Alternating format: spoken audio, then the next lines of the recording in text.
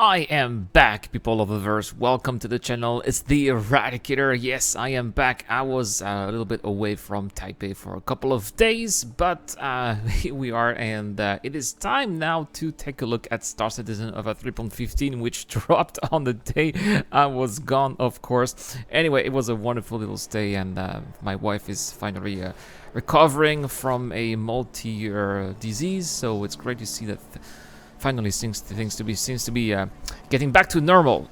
Anyway, guys, what is going on here? It is 3.15, right? The PTU. It's the first wave of the PTU, right? And so it is a good opportunity to check out what are the new features and have some first impressions of this Star Citizen of a 3.15 patch. And the first things that I'm going to do, of course, since now we have a wipe, right, is to buy some new items, and decided to go to Horizon because on Horizon you have the opportunity to buy some guns. Well, of course I could have bought some guns as well on R-Corp and on Microtech 2, but then my favorite armor is located above there at Port Olisar, so I'm going to buy my guns here at Horizon and then my armor at Port Olisar. So that's the reason why. But since we're here at Horizon, it's also a good chance to check out some of the new locations that are available here in Star Citizen of 3.15. The first one here that we're going to check out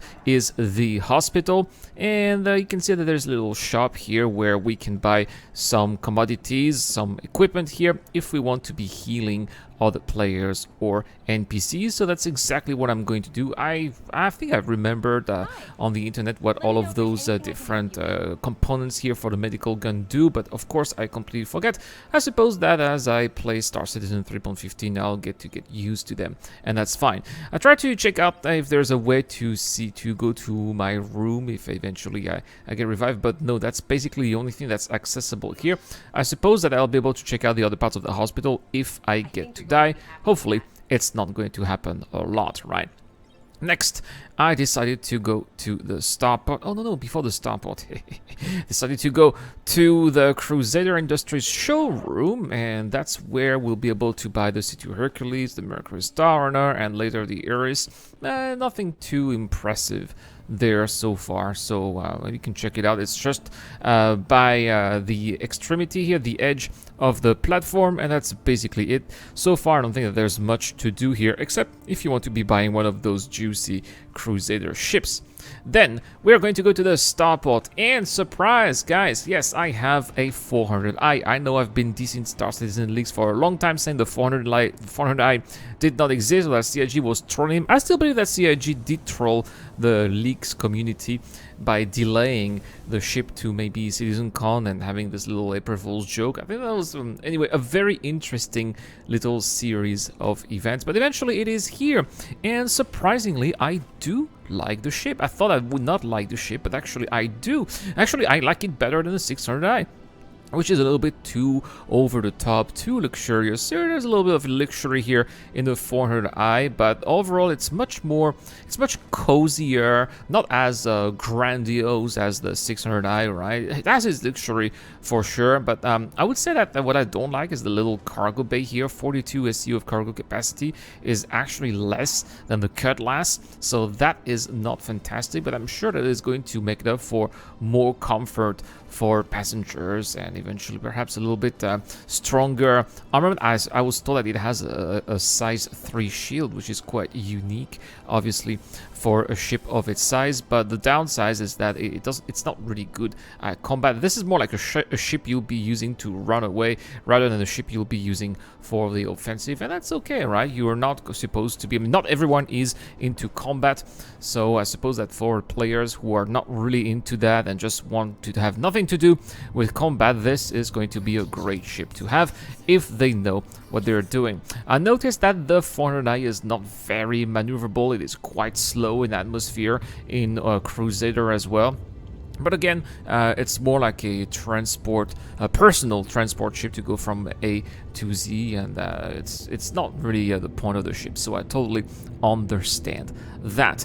Next, I went to Port Olisar, which now is not 20,000 kilometers away. It's just above Crusader here, at about Crusader. It's just above Horizon, actually, at about 900 kilometers away from the station. Very nice here. It took not a long time to reach the station, and I was able to buy some of the armor that I needed. Now, it's going to take a while to get used to the new Knickknacks app, and I was a little bit confused at the beginning. I still am, to be frank, but it's totally normal, right? It's a first day, and the more I'll try it, the more I'll get used to it, I suppose.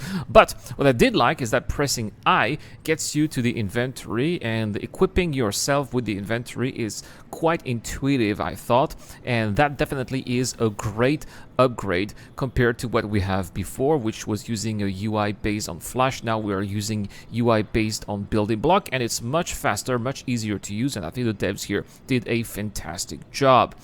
There are also a couple of missions available, and the one that I decided to do was one of those new bunker missions. And really excited here. You know, guys, that I am an FPS player, so there are 2 missions there available, one of them on Yela, one of them on Selin, and I was very surprised because those moons around Crusader were not supposed to have bunkers originally, but now they do.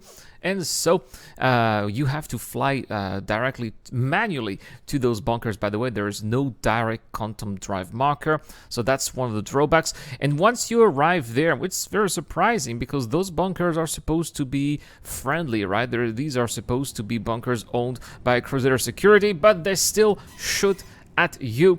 So if you are doing those bunker missions, make sure to have a ground vehicle, otherwise you're gonna have to do the walk of shame like I did. Speaking of the walk of shame, I have no idea what happened when I got out of my Cutlass Red. I got incapacitated, and then I was revived, and then I got up quite far away from my Cutlass Red, so that just didn't make any sense. There seemed to have been some kind of desync perhaps, or some kind of UI bug. Speaking of the UI, the mission UI completely disappeared as well as the UI from my weapons here. I had to rely on a little screen of the F55, but I suppose that these are bugs that are related to the PTU, and once eventually it gets to the PU, the devs will have fixed those, hopefully. So how did it go? Well, the NPCs, as you would expect, were not very responsive. Unfortunately, it was just very easy to kill some of those Ninetales. I do like the fact that Crusader Security troops are very distinguishable from Ninetales, because the Ninetales obviously have their own signature color, teal and red, whereas security forces here were white and blue. And so I thought that it was easier to not kill them compared to the 890 gem mission, in which I always end up with a crime stat because I kill security. Here that was not the case. I also like the fact that there are spawn closets everywhere in that bunker, meaning that the enemy can just spawn from anywhere. Danger can come from anywhere, and I really liked the thrill. Unfortunately, as I said, those NPCs were not very responsive, and so in the end they were not very dangerous. But if one day the devs manage to make the servers run smoothly, then they will become dangerous for sure. I was able to loot a couple of those NPCs, but again, my ship was so far away, it just didn't make any sense. I think that a great thing to do would be to drag those dead bodies and put them into your ship, and then you'll be able to loot from the dead bodies all of those items and store them into your ship, and then just drop their bodies in the future. I think that these are going to be interesting videos. I'm so excited. Overall, guys, these are my first impressions. I am so excited about 3.15. I just tried it for 1 hour, and I can't wait to get it back tomorrow. Hopefully, we're gonna have a couple of live streams next week where we'll be trying this out in details. Anyway, guys, that's all for this video. Thank you so much for watching, but please let me know in the comment section down below, guys. This is the giveaway question. What are your first impressions of 3.15? Have you been able to get in? Are you not? Are you wave 1 or not wave 1? I want to know for a chance to win a Cutlass Red, yeah, that I'm giving away. All you have to do is to subscribe to this channel and answer the question I just asked. Also, thanks to Dr. Forbin. If you are a supporter of the channel via Patreon or the John Better membership on Discord, we are also giving away a Cutlass Black with the ghoulish green paint. That's all for this video, guys. Thank you so much for watching. In a couple of minutes at about 9 p.m. here Taiwan time, which is going to be very soon after I release this video. I will be doing a live stream. I have not watched CitizenCon yet. I am totally virgin. I don't know anything about the CitizenCon that just took place a couple of days ago, because as I said, I was away. So feel free to join me there, and we'll be watching or rewatching everything that was said and done. See you guys tomorrow for more content on the channel. See you later on Twitch. This is the Eradicator. I'll see you guys later. A huge shout out to everyone who's been helping me out on Patreon and via the YouTube Joint Membership program. Creating content on YouTube involves continuous circles of ups and downs, and it is when we are the lower parts of the curve that your help really motivates me to keep on going. Your contribution really does make a difference, which is why in return I try to give back by offering backers access to my private Discord channel, automatic access to exclusive giveaways, or answering your questions during the show. You can help me out with as little as $1 a month, and any help is greatly appreciated. Thank you very much for watching again. This is the Eradicator. I'll see you guys later.